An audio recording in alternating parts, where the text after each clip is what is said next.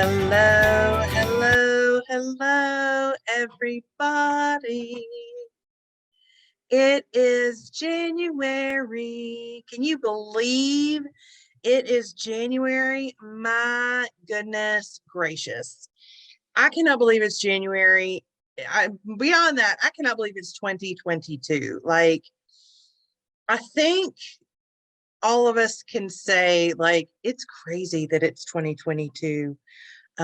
It's just insane. In fact, my husband, when he talks to our nieces and nephews and he's telling him a story or them a story, he'll say, well, back in the 1900s, we used to whatever. So I hope you guys are having a great year so far.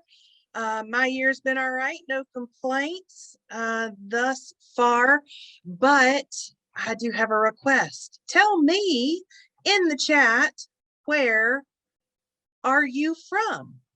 Where are you from? Where are you watching us from? Where did you celebrate your New Year's?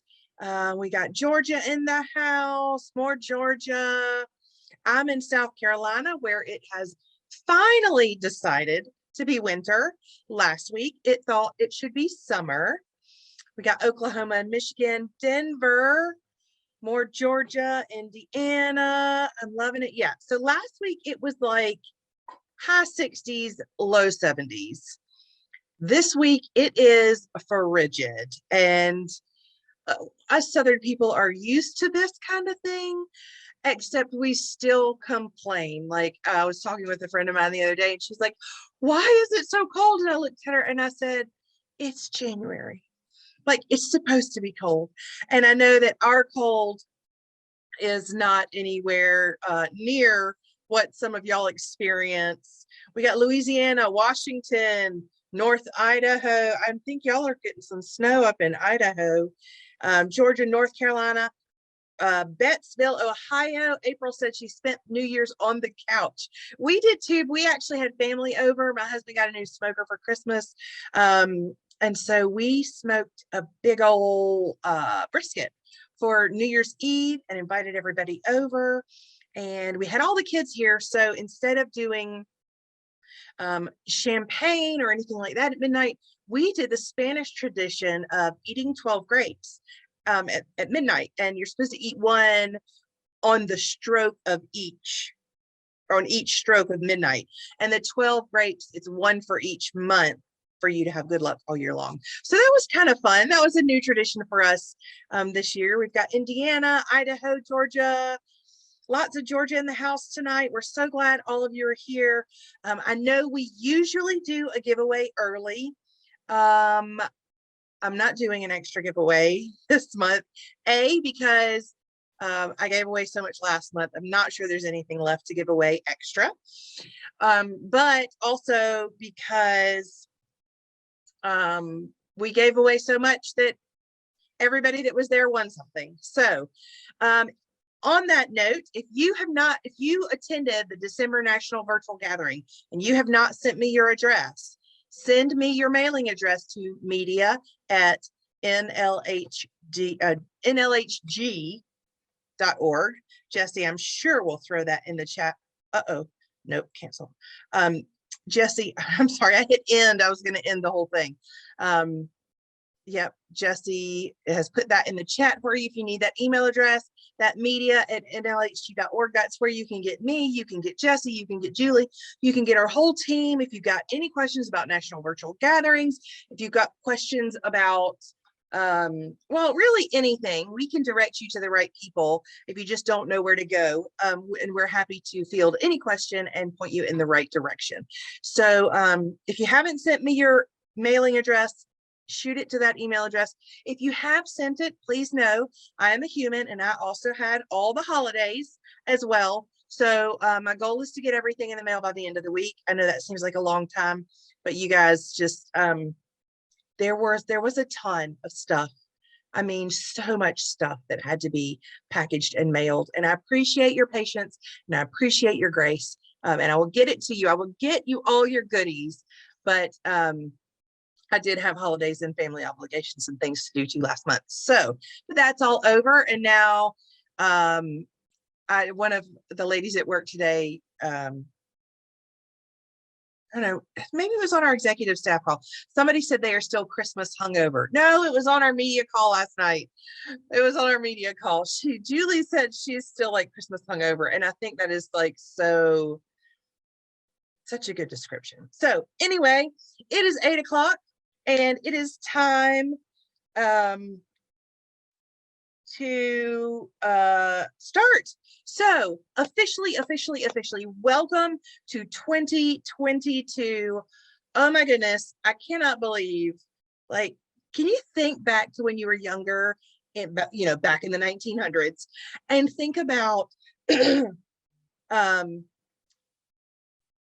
2000s? Like, I didn't even think about it when I was younger, but my goodness, like, it's the year 2022. That just still blows my mind, but I guess I got to get used to it. It's here. It's January. It's hopping. And we are so glad you are spending tonight with us. We are here to have a great time. We've got a great speaker. It's a little bit like Groundhog Day because we did have the exact same speaker last January. She's doing a little bit different talk tonight, but she is so good. I promise you will not be disappointed. She is just, every time I listen to Jenny speak, she just blows my mind with something that I'm like, that is so like amazing. So y'all just sit down, relax, and get ready to enjoy this. But after, well, that's going to be here in just a minute, but after, if you've never joined us before, I want to explain a little bit what happens after our time here in this room. So this format is technically a webinar format, and I cannot see you. You can see me. I cannot see you.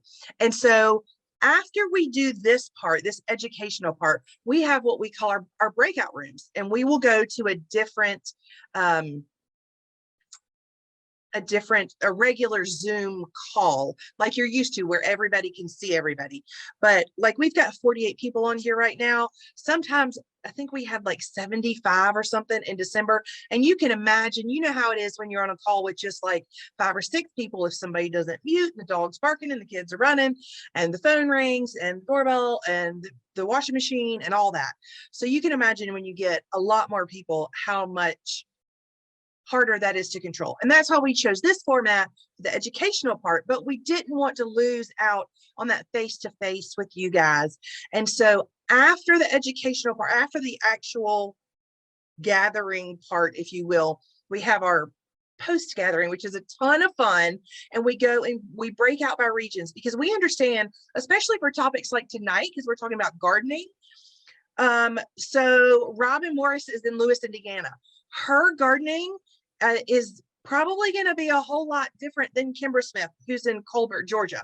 So, and people who are in Colorado are going to be way different than South Carolina. And somebody who's in Washington State is going to be way different than me in South Carolina.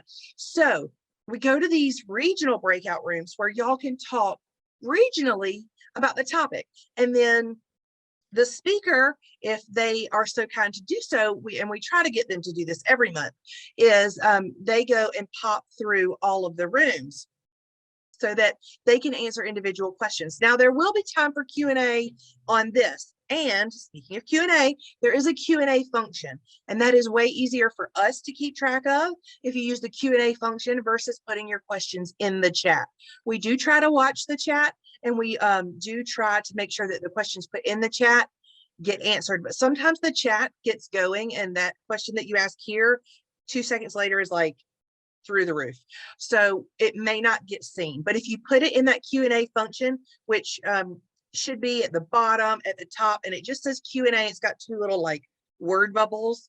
If you can't click on that, that's where you can submit your question, and those stay separated. And it's a good place for us to be able to really be able to keep those and collect those, so that when the Q&A time comes, we have them all collected. So let's see. I welcomed you. I explained the breakout rooms, and I have talked way more than I should have. Cindy Ball, where are you? Tell me to be quiet when it's time for me to be quiet, because you know I will ramble on and on and on, because I love these ladies. You are good. We love hearing from you. Y'all, I just want to give a huge shout out to Ginger, the entire team, actually, because the media team has put this whole thing on. They do a fantastic job. But Ginger especially, she loves giving all that stuff away. In December, if you weren't here for us, that's all we did was basically celebrate the year. We did a year in review. And then she gave away a ton of stuff without remembering, or at least not remembering how much, but every single piece that she gave away also had to be mailed out. So she sent the executive staff pictures of her bins of the stuff that had to be mailed. And I was like, oh my gosh, next year when we do this, because we want to do this again, it was really a lot of fun. Next year when we do this, we have to make sure that we divvy up the goods somehow so that she doesn't get stuck with having to mail all those parcels out. So huge, huge shout out and thank you to Ginger for all that she does on the behind the scenes, getting gifts and all the prizes to everybody. So thank you, Ginger. Happy New Year. I am excited to roll over into 22. You know, there's just so much going on, but this is my little bubble world here with my homesteading friends and ladies homestead gathering, and so grateful for you all and having you here tonight. The one thing I want to remind us all, why are we even here? Our purpose statement is to empower women through homesteading. And I feel like as the days go on and the craziness ensues, that it's really great that we have this knowledge and we have people that we can share this knowledge with and gain knowledge from, because I think it's going to become ever more important.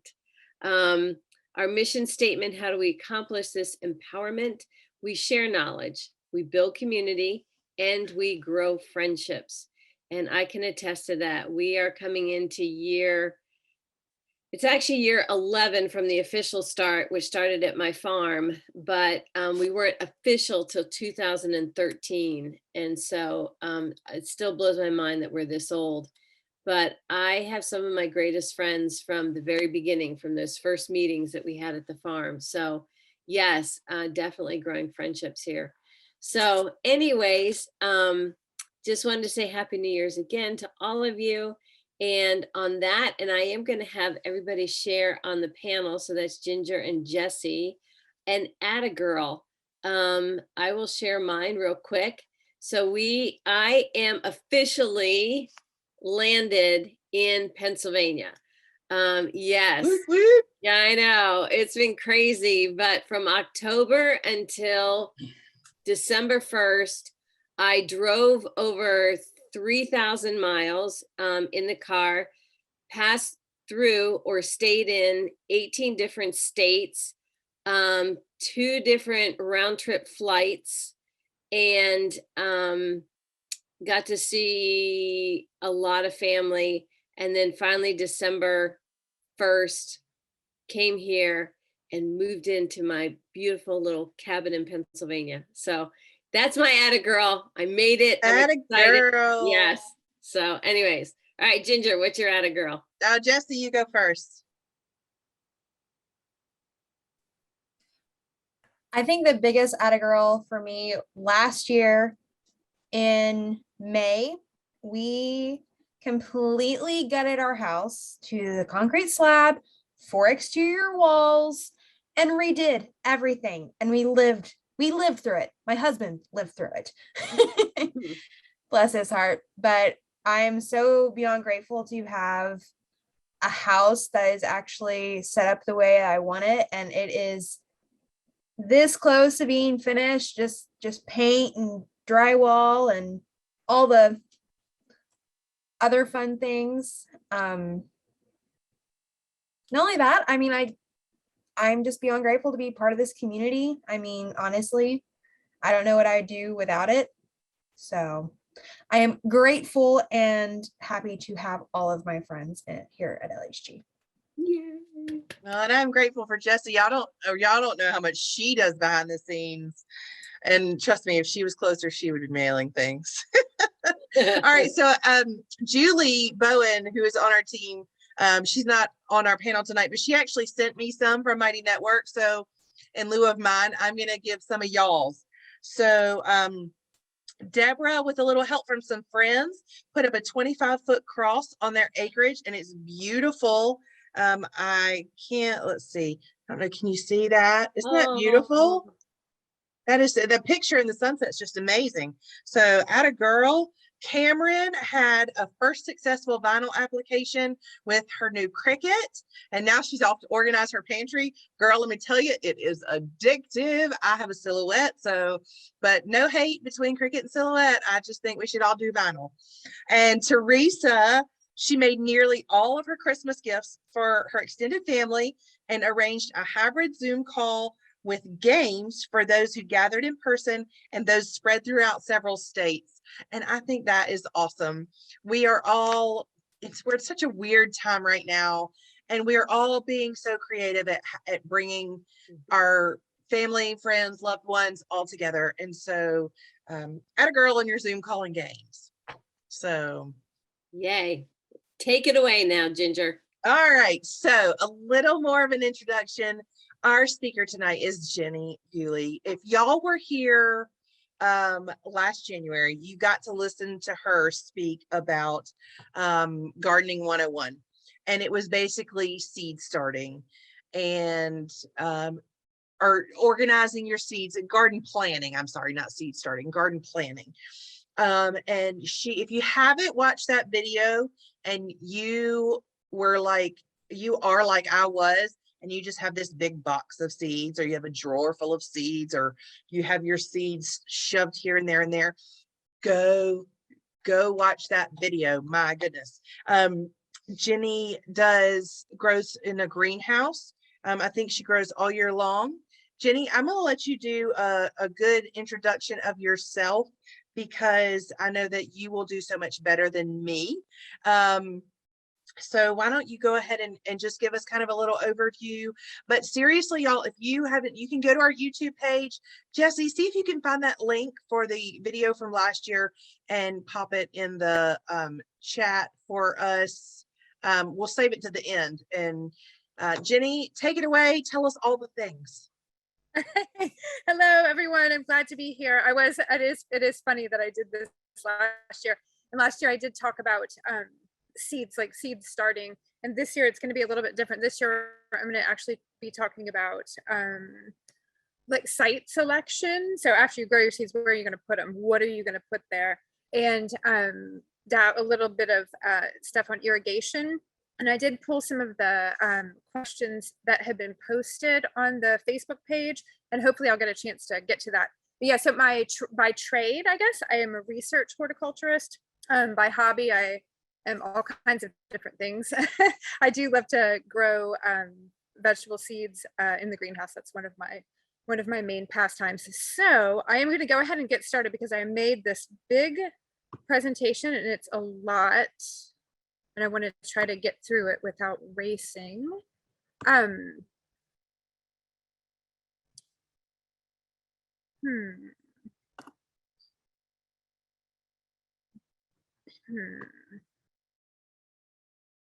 Ginger, can you remind me how to share my screen so that I can see what I'm showing, and then also what you guys, and then also my presentation? I'm sorry.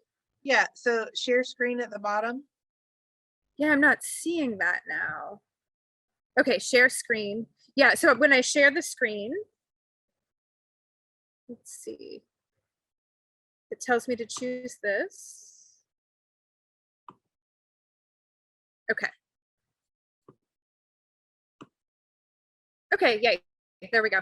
Okay, so we want to build a garden. So the first thing that you need to, so I'm really thinking about, like, when you first move to your homestead, that's kind of where I'm coming from with what I'm talking about. And you can apply it to where you are, how long you've lived in your place. When you first move to a place, you've kind of chosen the site of your homestead, right? Like the general area, but then once you get onto that piece of property, then it kind of breaks up into other little sites along the way. So you know, where are you going to put your animals if you're going to have animals? Where are you going to put your gardens if you're going to have gardens? Where are you going to put your dog fence if you're going to have a dog fence? So that's kind of what I'm talking about here. Like those, you've picked your big site, and now where are you going to put all of the, once you parcel it out, where are you going to put all of your little sites? And really the best advice that I give myself all the time, because I'm very famous for not taking this advice, I'm overexcited, and I think a lot of people are, is to just let yourself live in your space.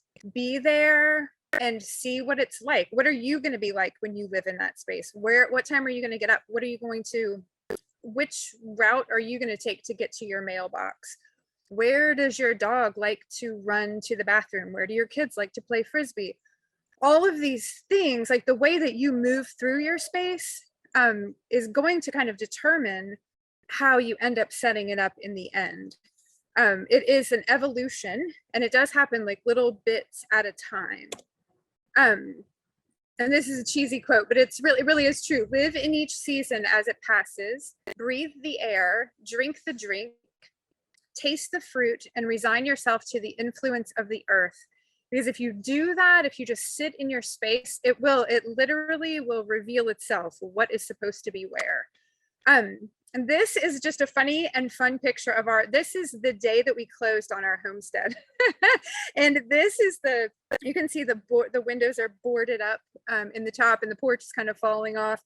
And you can see the grass, like they had mowed a little area around the house so that people could get up to it to see. It had been abandoned for 2.5 years. But then on the outside of that little mowed spot, we had to bush hog it when we got it. It was just like super, it was in the same kind of condition that the house looks like it's in right there. And so we had nothing, and it was super exciting. I saw somebody in the chat earlier said that they were super, super nervous about having a blank slate. And I was the same way. I was so excited because I had a literal blank slate, but I was also very intimidated because I had a literal blank slate. I didn't have anything. What was I going to start with? And so back to the earlier point that I had, if you resist the urge to hurry up and plant, you really will be happy that you did, instead of rushing and planting that tree and then 2 years later thinking, oh geez, I should have just waited. It's a lot easier to wait than to dig up a tree and to move it. But some of the things while you're sitting there kind of observing that are important, really watching the way water flows through all of your property during rain events. If it is just a light rain, does any place stay really dry? Does any place get super boggy? And even just a light rain, what does it look like when there's a heavy rain? How does that move across your property? Are there places that are relatively devastated after that? Are there places that can handle it really well? These are things to observe and to note when you're planning anything that you want to do on your property. Consider what kind of, I call them garden rooms, but like what kind of things, what do you want on your property? Do you want an outdoor shower? That's a dream of mine, to have an outdoor kitchen and an outdoor shower.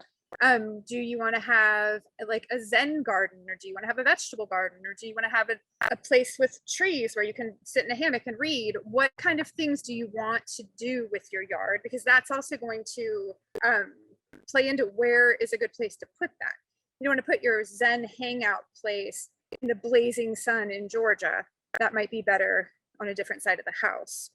Observing the wildlife that already resides on your property is really important. Do you have a lot of deer that like walk through your property?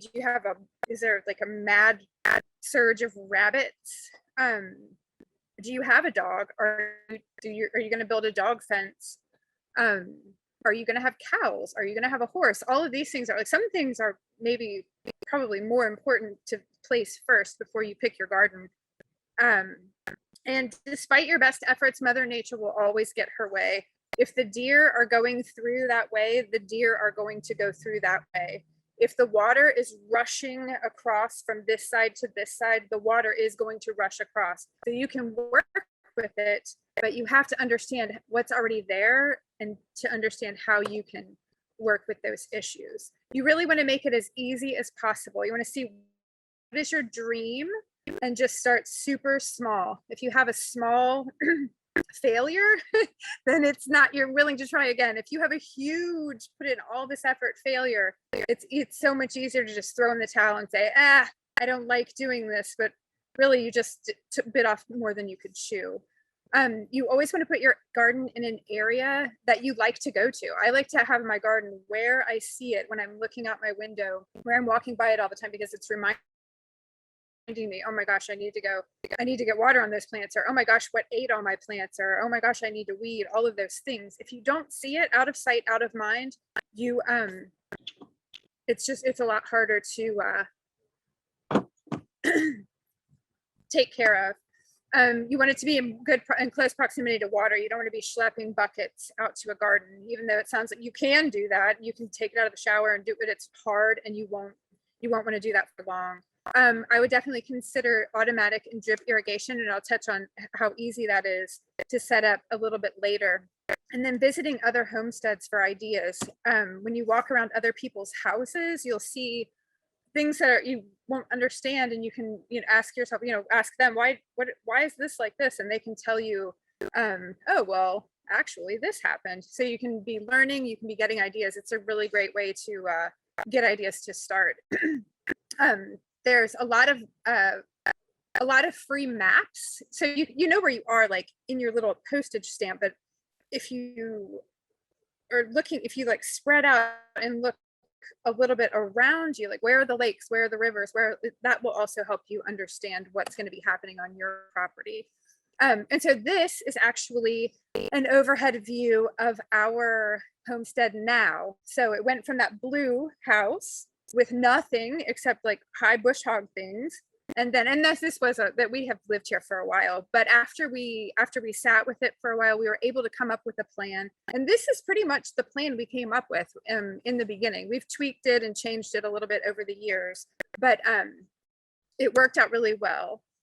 One of the first things that you need to do if you're going to be planting anything is perform a light study.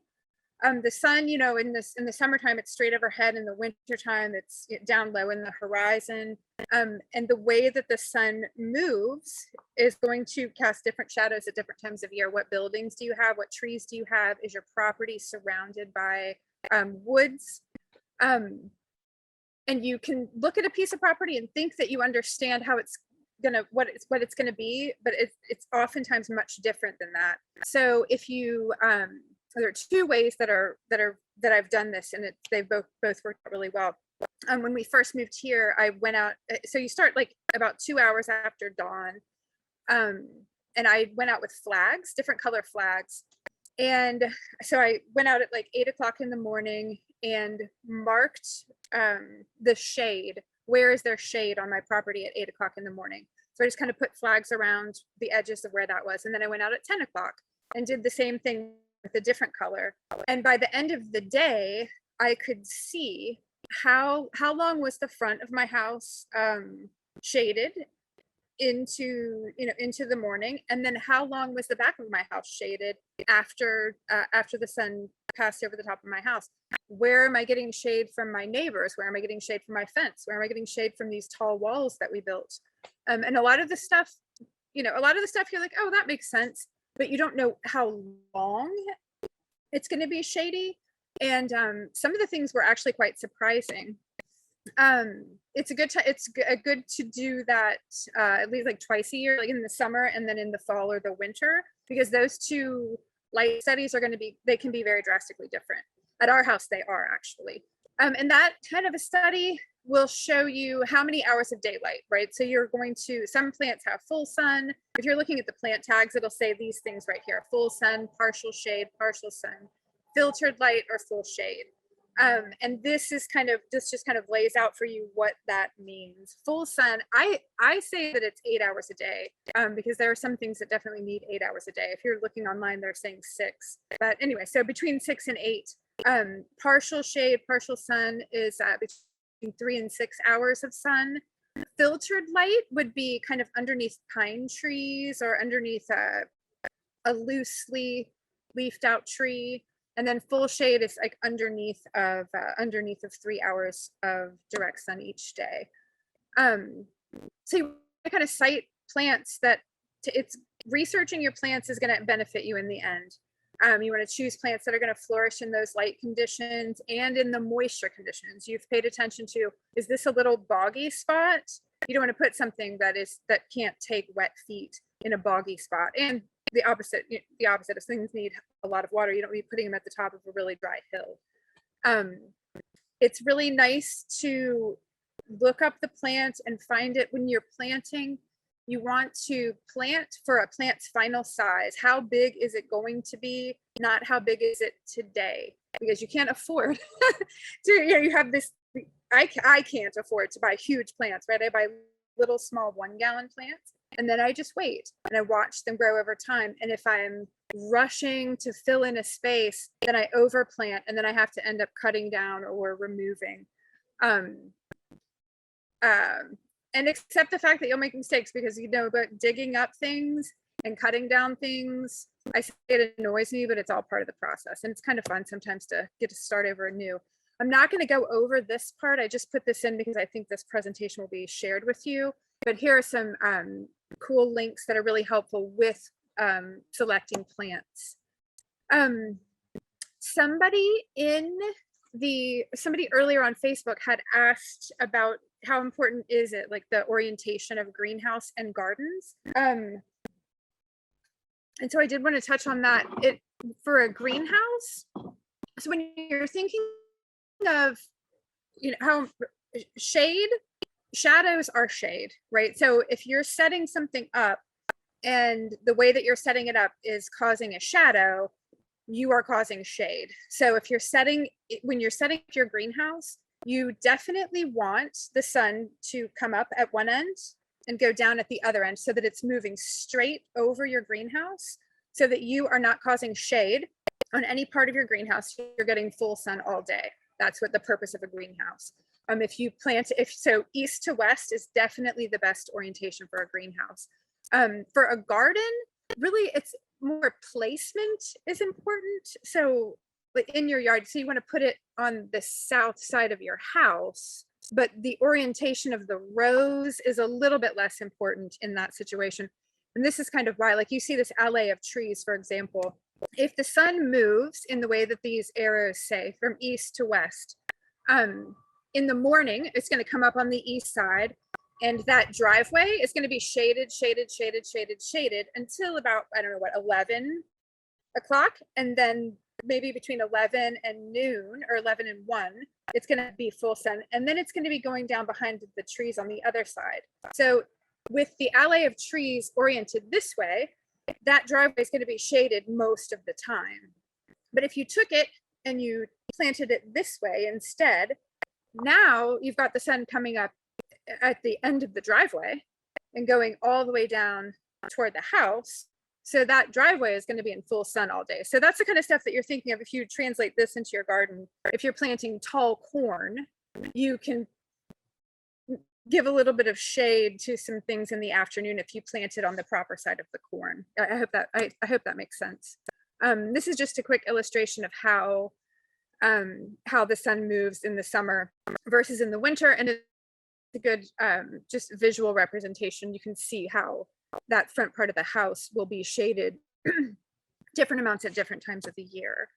And then this is just kind of a representation of the different sides of your house where you might plant a vegetable garden. You'd want to plant it on the sunnier parts, right, instead of the shadier parts of the garden.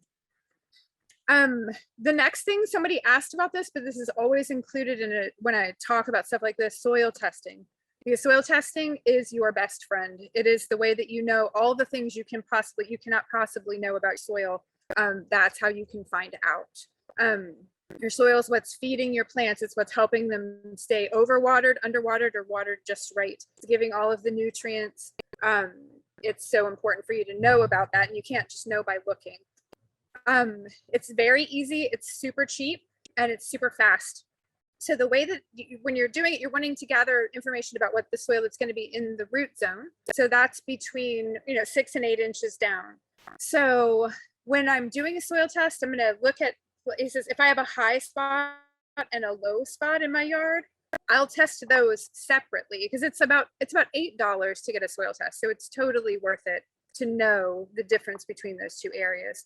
But I'm just going to take a shovel and go out into the area that I want to test. I'm going to dig down with the shovel and then, to about 8 inches. I'm going to reach in with my hand and pull out a clod of soil and then just chunk it into a bucket. And depending on how big the area is that I'm wanting to test, I'll take between 8-10 different handful of samples like that, throw it all in the bucket, and then you want to homogenize it. You want to really chop it up and really get it blended up, because that picture right there is a picture of the soil sample bag. It's very small and you're only going to put in about this much soil. So if you get it really nice and mixed up, you're going to get a much more accurate sample. The test that you're going to get back, this is what it's going to look like. There are 2 parts. The first part is shows the graphs with your macronutrients and your pH. And this right here, I want to note, this is for the same soil. So when you're taking in your soil test, you get to choose what you want them to tell you, what you want to grow, right? So if I want to grow for this example, I have chosen home vegetable garden and tall fescue lawns. In my yard, I grow annual bedding plants, I grow vegetables, I grow trees, and I grow grass, all in the same places. So I want to know, if I'm planting grass, what do I need to do? If I'm planting tomatoes, what do I need to do? So I choose all those different things, and that's free. And you get an analysis for each one of those things in the results that they send you. I think you can choose up to 8. So this is just for 2 that I chose. So they give you this graph, and if you'll notice, so this is the same soil sample. And when I'm saying evaluate this for home vegetable gardening, they're telling me that my pH of 5.7 is low. If they're evaluating it for growing fescue, then they're saying this is perfectly acceptable. So that's kind of, that's one small change. But if you're growing like fescue versus tomatoes, if I showed you the tomato one, it would be drastically different. And then this is the second part that they give you. They tell you what the recommended pH is for what it is that you're trying to grow. They tell you how much lime to add for what you're trying to grow, how much soil or how much fertilizer to incorporate, and other different tidbits. Like, for example, right here, it says 1 tablespoon of borax per 100 feet of row for broccoli and root crops.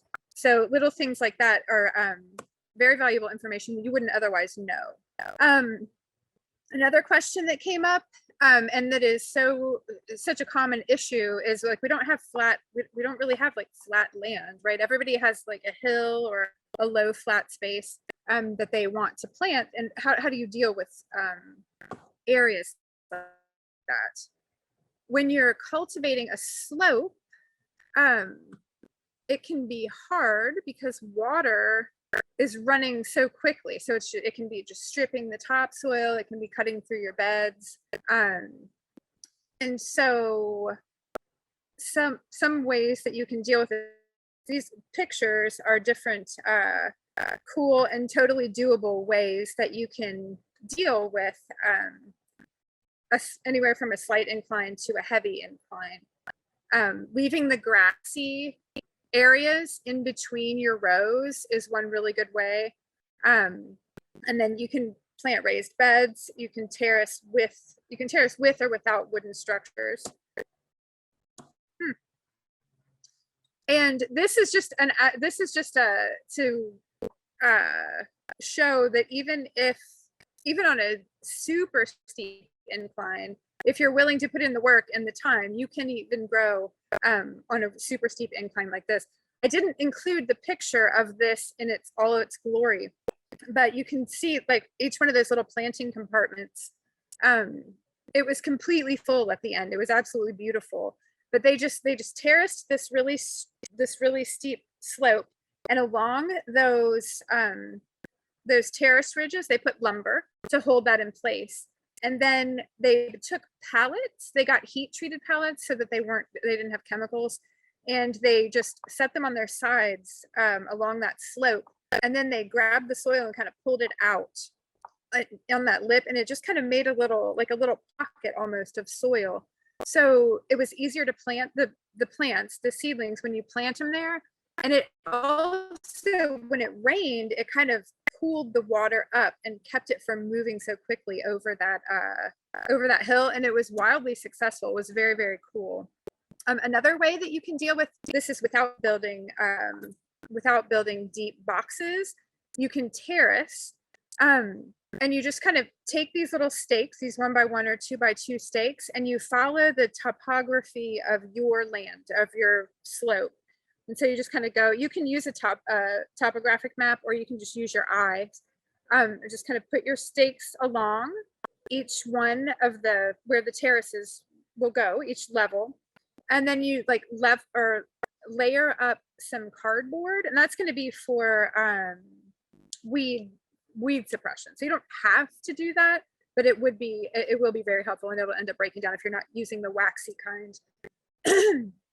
And then on the lower level, you start putting logs, and you're usually about 3-4 inches are really the best. Like if you put big ones at the bottom and then just kind of weave in the smaller ones along the whole terrace until you want to build it up until it's slightly higher than level, just slightly higher than level than the terrace behind it. And that's because it's going to settle down a little bit. And then you take leaf litter and just kind of pack it up against those logs, because in between the logs, is a bunch of cracks and crevices. If a big rain comes, it's just going to wash all the soil you put in there out. So you use this as just like a natural barrier, and it works really well. And then, and then you fill it. The final step is to fill that up with soil, and then you can see how lovely those terraces are in the right-hand picture. Planting at the bottom, my mom and dad live in Ohio, and they have this situation. It's completely flat, and rain comes down and it just sits there, and it'll sit there forever. It's really quite shocking. And so this is a situation like that affects a huge part of our country, but you can't, like when the water goes down to the bottom of the hill, it just stays there. So what you need to get out of the water is the root zone, right? So that's going to be, if you're growing vegetables or flowers, it's going to be 8 to 10 to 12 inches. So if you plan to make a really deep raised bed, say 24 or 30 inches, then maybe that bottom part is still super boggy. But if the top 8 to 10 inches has drained and is dry, then it's going to be perfectly fine to grow your vegetables. And bonus, when you're building up tall beds like that, you don't have to bend over so much, and it actually is a lot easier to weed and plant and all of those things. And you can see you can use different materials and make them really look quite lovely. And when you have these situations, you can kind of, like I said, you can't make the water not come, but you can kind of nudge it to different directions. And so berms and swales are really effective ways of moving water that's going to be there to go where you want it to go. And these are actually photos of our farm. We had a lot of the water moved across our land in a very terrible way when we first moved here. So we have an elaborate system of berms and swales.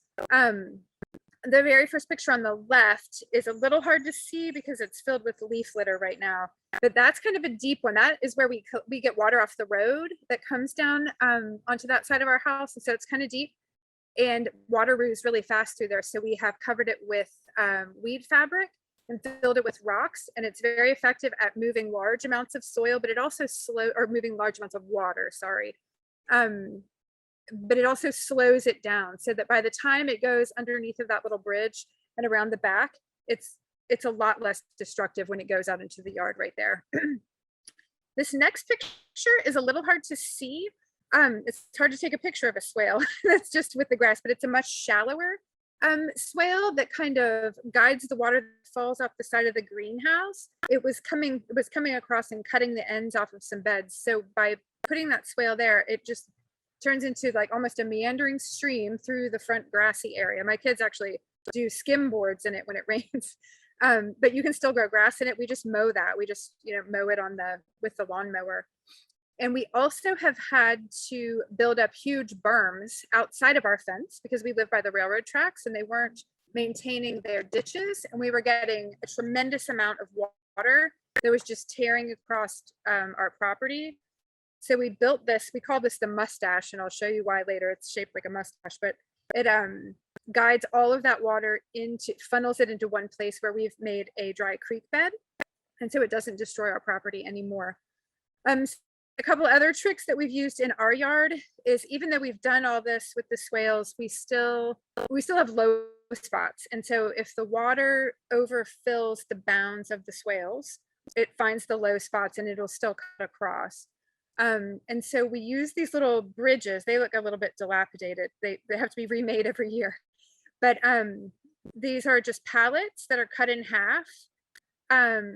And we use as bridges, and then we put that little drain pipe underneath where the water wants to go across the beds anyway, and we just kind of give it a little space, and you can see we can let it go across one or several beds if it needs to go all the way across. And then we also put in a storm drain at the end of one of the swales. We dug a hole and have a deep reservoir that then pipes through a corrugated pipe across our whole yard and dumps out the back of this hillside. This is an overview of the way that we've mitigated the water. So this red arrow is the mustache, or the berm, that we collect the water and guide it from the railroad tracks into that dry creek bed that then goes down to a small filtration pond and then into this larger retention pond. The blue right here is the swale that I was saying is hard to see, but that one collects water a little bit off the road, but mostly off the greenhouse. And then it comes through the yard and it ends right at that yellow X. And the yellow X is that storm drain that I showed you. And the yellow dashed line is an underground corrugated pipe. And at the end of that dashed line is where that pipe pops out at the back of our property. There's like a hill back there. And then you can see that we have beds that are planted in different orientations. These black dashes represent where we put those little bridges that I showed you. Because the ones that run the long ways across the top of, across the front of the property, those are terraced, but they're perpendicular to the water flow. So the water wants to go across them anyway when it's high enough. So we put those bridges at the low spaces. It allows us to walk across the bridges, but it also lets the water go through. And then the other part, the curving parts of the garden, those are just contour planted. That's where the water wanted to go in the first place, and it looks beautiful. So we just make the beds in that shape. I'm going to come back to this. Well, this is a way that, let me see how much time. Yeah, I'm going to come back to this one. So irrigation is, when I first started doing these huge gardens, I literally would spend my whole day from dawn to dusk standing in the 100 degrees watering because I was so intimidated by irrigation. It sounded so scary, and I have no idea why. It makes me laugh now, but it revolutionizes your gardening life, honestly. If you don't have to go out there and hand water, you don't have to schlep hoses around. You don't even have to think about it because you can use a timer, and really then you get to actually enjoy the fun parts of gardening. So this is a representation of the kind of irrigation that I'm going to show you really quick how to build. It really is like adult Tinker Toys. It's so very easy. The same fittings that come for PVC, you can also get for this drip tubing. And it's super easy to put together, and it's relatively inexpensive, and you don't need any special tools. So we'll go, yeah. So this is how, okay. So you're gonna come from, actually, I'm gonna go back to that. So when you come from your spigot, you can use this timer, and on the bottom of the timer, and you can use, this is it's a hose end fitting for drip tube. Okay, so I'm just going to pop this. I have a piece of drip tube right here, and I'm just going to take this and push it into the end. And now I have a hose end that I can just screw straight into that. Now the drip tube is flexible and it comes in big, huge rolls. I'm going to try to show you this roll. Okay, this is a very big roll. You can buy it in smaller rolls if you want to. But basically you just roll it out, right? You take it from your spigot and you just start rolling it out. You can use all these different fittings to make it different shapes. There's couplings with cutoff valves. There's elbows. So if you want to go around a corner, there's tees if you want to tee off and go to different places. So you just Jenny? you basically just roll it out. Yes. During this part, why don't you stop sharing your screen so that you are bigger and they may be able to see those components a little bit better. Okay. Stop share. There you go. Is it bigger? Okay. Yes. Okay. So you have it laid out to where you want to go. And then you see that then you have it laid across as I showed you on those beds. There's a header that goes across the top of the beds, right? And then you have this little fitting. It's called a tape adapter. And this little tool pops holes in drip tube. So I just take this and push it in. Okay, and now I have a hole right there. And now I can take this tape adapter, and it's cold, so it's going to be hard. It's easier when it's warm out, so I don't know if, so I'm not going to spend my time doing it, but I already popped one in earlier.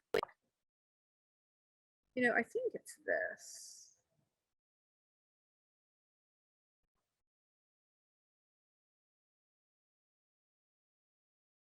Choose filter.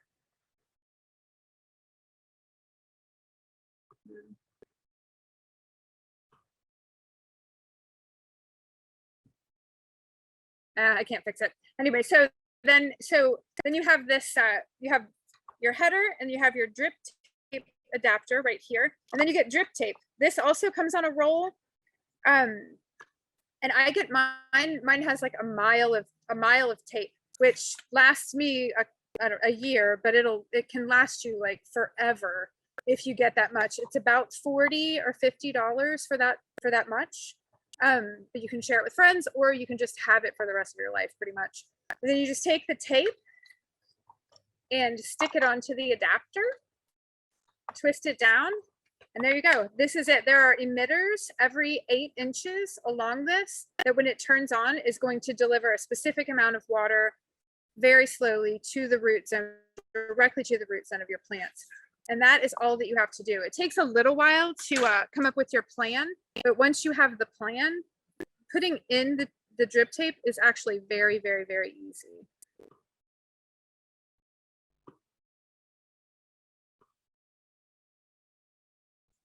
Okay, am I shared again? Not yet. Somebody is asking, where do you get your drip tape from? All your supplies. From our local place is called Shoemaker Irrigation. But if you look up irrigation stores in your area, you might be able to find an actual brick and mortar store, or you can order things online. I've gotten things from Greenhouse Mega Store and that kind of stuff. You usually get smaller increments and it's a little bit more expensive. So I like to get it from the irrigation store.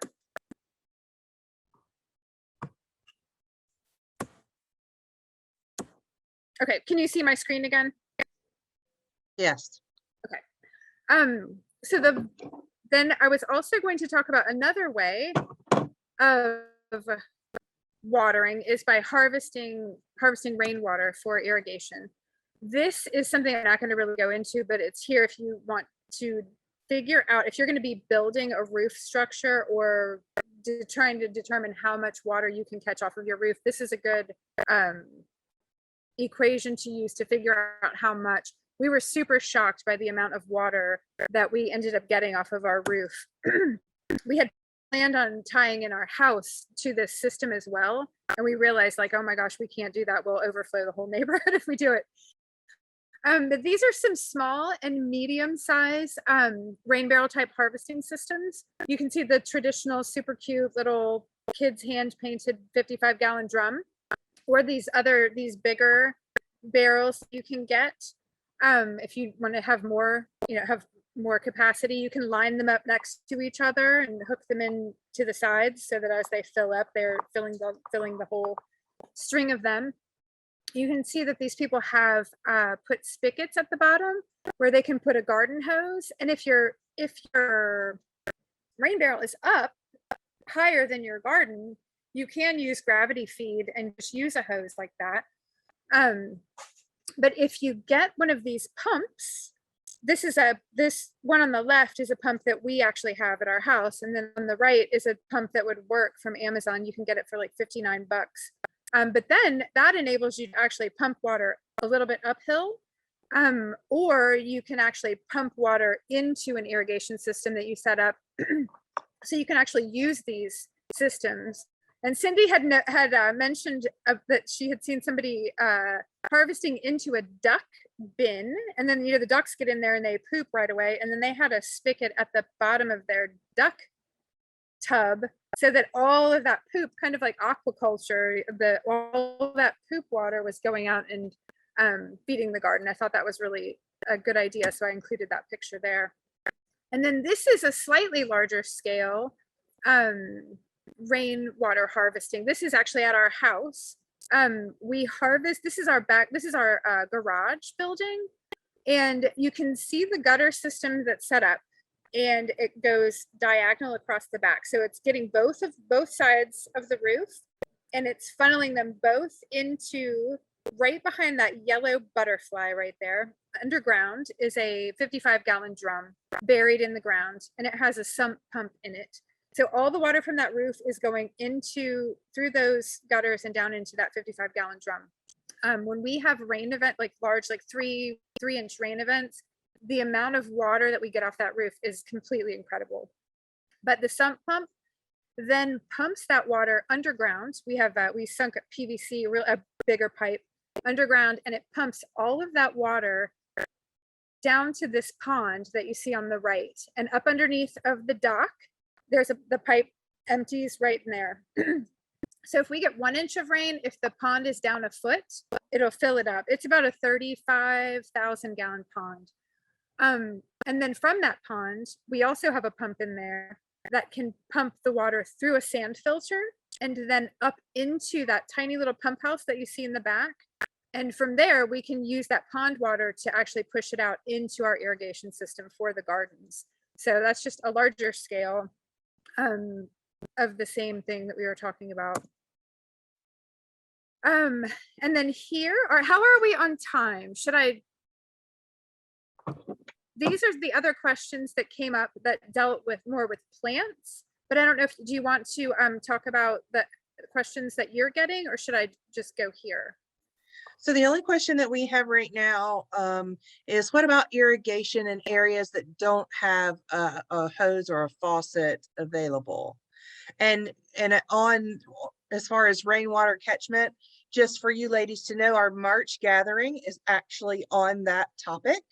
We're going to have somebody speaking directly to that.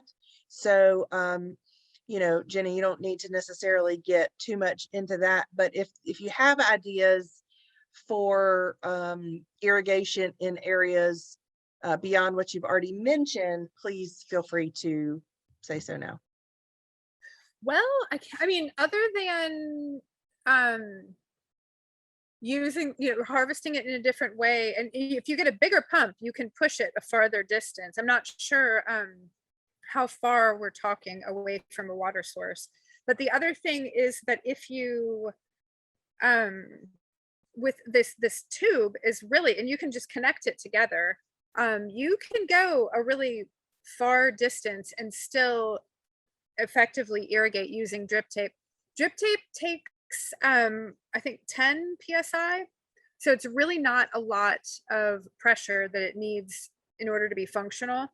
So that means that you can take it a really long distance and still hook it to your spigot. I don't know if that answers the question.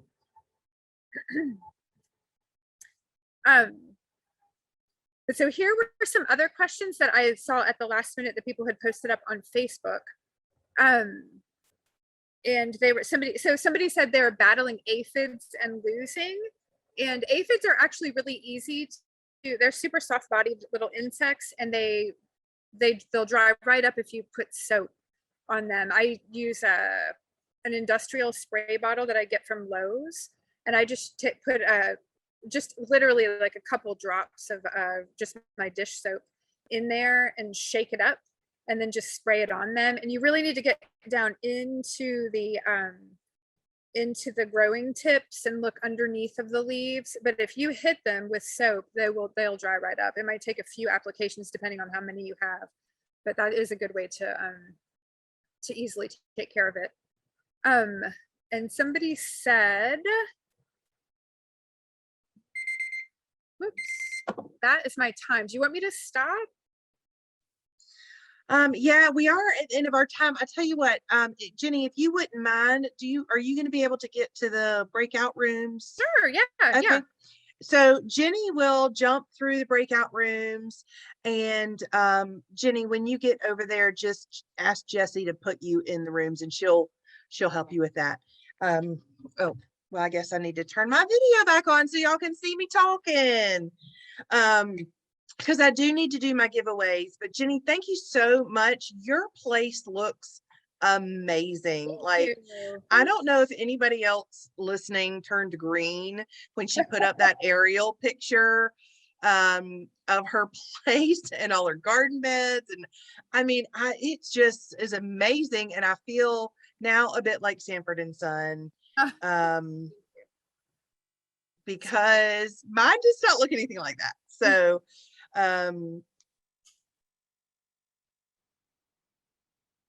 anyway, Cindy, go ahead. Oh, I was just going to say that I have been to Jenny's house many, many times, and she hasn't even begun to show all the very cool things that they do over there. So she is a wealth of information, and I just wanted to thank her because she is a good friend of mine for getting on here. It was just a fabulous presentation, and I appreciate it. A lot of information. So a good reminder that we will have this available to you, Ginger, in a month. Is that right? When people will be able to view it? So VIP members will be able to view it next week. So we will have it up by next Wednesday. I only promise by 11:59 p.m. So don't be looking for it at like 8 o'clock in the morning next Wednesday. But it will be up next Wednesday. And then if you're not a VIP member, you can catch it on our Facebook page next month. Yes, it will be a month from next Wednesday. It will be available on our YouTube page. But if you are a member and you didn't catch, I know somebody said in the comments they didn't catch the beginning, or maybe you didn't catch it all, or you want to rewatch it or whatever, log in on our nlhc.org, log into your account, and under member resources, you'll see National Virtual Gathering somewhere there, and you'll be able to find it. If you can't, email us at media@nlhc.org. Super. Okay, are we ready? Yes. All right, Jenny, if you'll stop sharing your screen so that I can share my screen, because Sorry, now I get to give stuff away. Y'all know how I love to give stuff away. All right, so the first giveaway is like just the regular magazine bundle that we're going to do for all our VIPs. This is all VIPs, whether or not they are attending this gathering, just because we love our VIPs so much. All right, here we go. The wheel of names. Good luck, every VIP body. And our winner is Marcia Stevens. Marcia Stevens from West Bonner. All right, Marcia, if you're on, which I don't think you are, I don't remember typing your name. We will get your address from you. Speaking of addresses, okay, here's a little update. Starting with registration for the February gathering, there's a teeny little change, and that is I'm going to ask for your address on your registration for the National Virtual Gathering. Now, cross my heart, kiss my elbow. I promise you, we are not saving those addresses for anything. But when I say it's been a nightmare trying to get addresses for the giveaways from December, it has been a nightmare trying to get addresses for the giveaways for December. So we're just implementing when you register, give me your address. I'm not going to save it for anything else. I hope you know by now, because you haven't gotten increased emails from the email address that you're using to register for these. It's just registration for this. We don't save it. We don't sell it. We don't anything. So if you want to win it, if you want to get a prize that you win for a giveaway, please put your address on the registration wherever you want it shipped. This is where it's going to ship. I don't care where you live. I don't care about any of that. Just tell me where you want it shipped. Okay. So I'm going to talk about what I'm going to give away next month at 7:55 p.m. just prior to the start of the gathering, and that is our all VIP attendees. So if you are a VIP member, or if you sign up to be a VIP member before midnight tonight, so if you love this prize, go sign up to be a VIP member, join us, and you can do that at nlhc.org. We are doing a Clyde's Garden Planner. This tells you when to plant based on your frost date. It's really cool.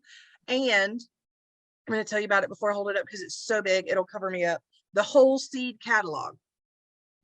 This is like seed porn, y'all. If you have never seen one of these catalogs, and now you're thinking like it's a catalog, I can get one. I'll just call them, they'll send me one. Okay, let me tell you. I get their catalog, right? It's beautiful. Look at those flowers. It's gorgeous. This is how thick it is. This is their catalog that they sell. This is how thick it is. This catalog is 532 pages. Not only does it tell you about the seeds, but it'll tell you a little bit about where they're from and that kind of thing. Who discovered them or brought them over. That shows you. This is the free one.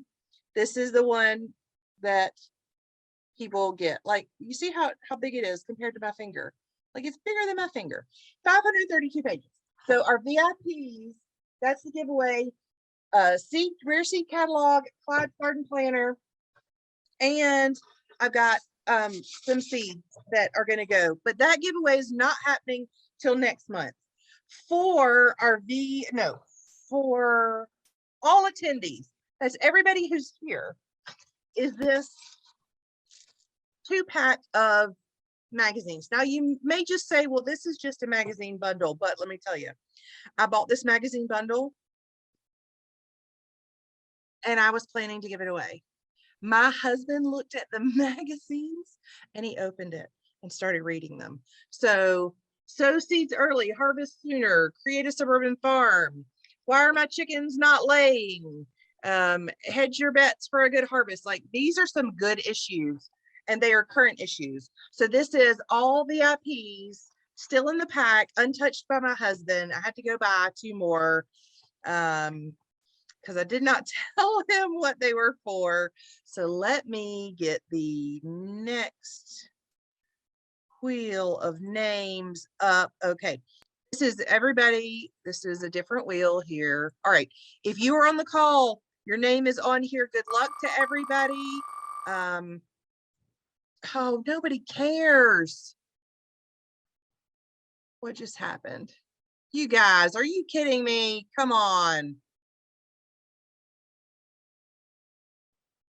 Did that really just take away my wheel of names? Oh my gosh, are you serious? All right, so yes, Missy said Sam's Club sells the things. All right, so we are 4 minutes over.